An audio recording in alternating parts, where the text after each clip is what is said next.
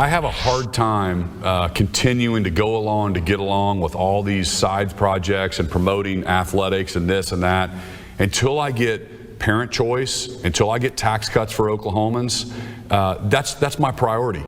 It's a political move many in Oklahoma have never seen, especially by a governor against his own party. In our continuing coverage, Governor Kevin Stitt is standing by his promise to veto all bills written by senators who are not supporting his education reform plan and his tax cuts. Fox 23's Amy Hybels joins us live here in studio. Amy, you have a look at this historic back and forth between the governor and the state Senate going on right now. That's right, Sarah and Shay. Even though Governor Stitt and the party that controls the state Senate are all Republicans, there are differences on education and taxes that have brought all other business at the state capitol to a screeching halt. We will not be bullied. We will respond.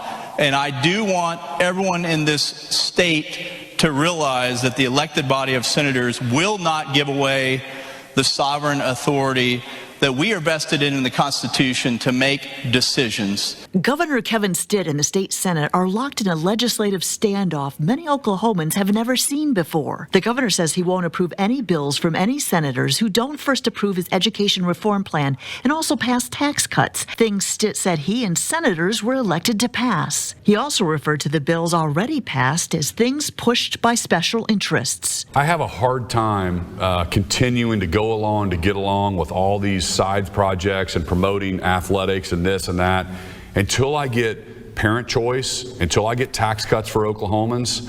That's my priority. On Friday, Stitt defended his decision to veto legislation unrelated to his tax and education plan. The governor vetoed 20 unrelated Senate bills, promising to continue to veto any and all legislation authored by senators who have, quote, not stood with the people of Oklahoma and supported his tax and education plan. Fox 23 political analyst Tim Gilpin weighed in on the unusual nature of this spat.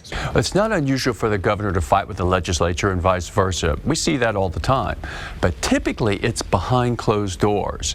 But this is entirely out in the open. It's even in veto messages. Thursday night, the Senate passed 5 education-related bills, but they were not part of Stitt's proposed plan. The governor, when asked about that, tried to sound a more positive note. Now, cooler heads prevail. Let's sit down and let's get something across the finish line that's really going to benefit Oklahomans.